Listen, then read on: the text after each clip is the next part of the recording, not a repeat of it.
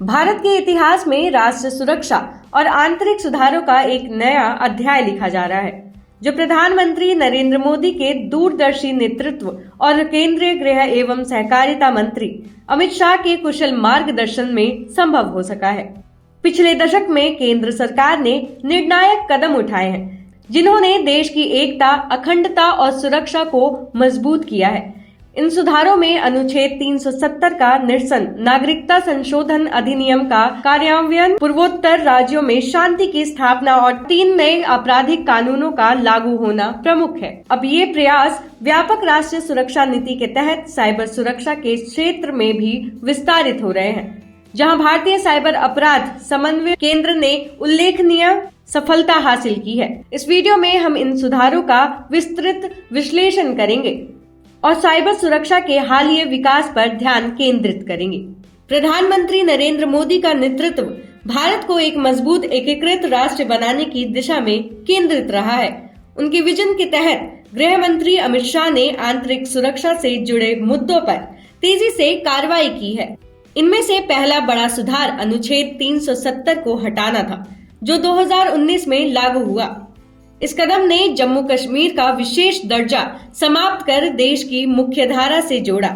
PM Modi के राजनीतिक इच्छा शक्ति और शाह के रणनीतिक क्रियान्वयन ने इस ऐतिहासिक बदलाव को संभव बनाया, जिससे क्षेत्र में विकास और शांति की नई संभावनाएं खुली।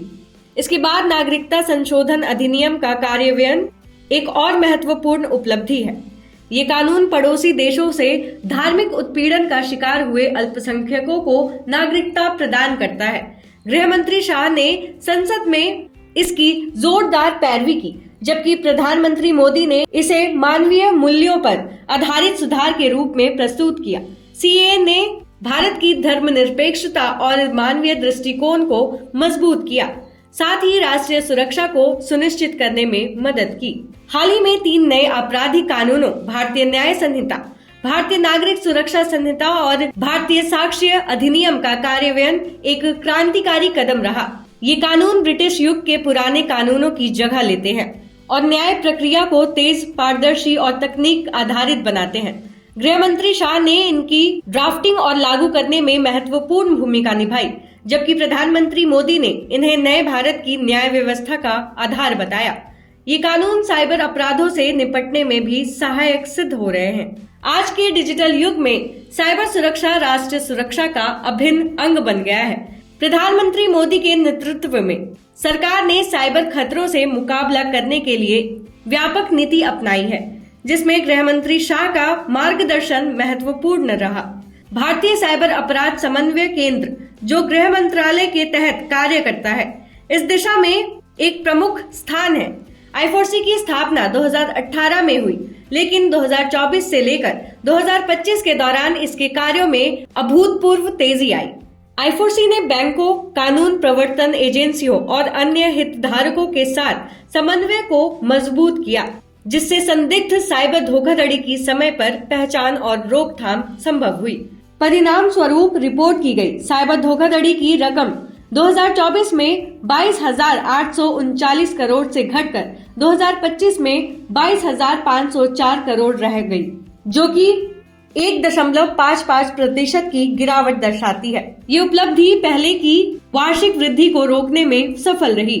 I4C के प्रयासों से 9.42 लाख से अधिक सिम कार्ड और 2.63 लाख IMEI नंबर ब्लॉक किए गए, जो साइबर फ्रॉड से जुड़े थे। इसके अलावा I4C ने प्रतिबिंब मॉड्यूल लॉन्च किया, जो साइबर अपराधियों के नेटवर्क को मैप करता है और जांच में सहायता प्रदान करता है। ये सफलता वैश्विक संदर्भ में और भी महत्वपूर्ण है।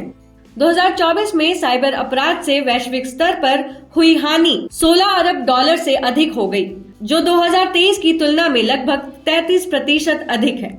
FBI की रिपोर्ट के अनुसार 2024 साइबर क्राइम लॉस $16.6 बिलियन तक पहुंच गया, जिसमें निवेश, धोखाधड़ी और क्रिप्टो करेंसी स्कैम प्रमुख थे। ऐसे में भारत में लॉस में गिरावट दर्ज होना मोदी और शाह नेतृत्व की साइबर नीति की प्रभावशीलता को दर्शाता है।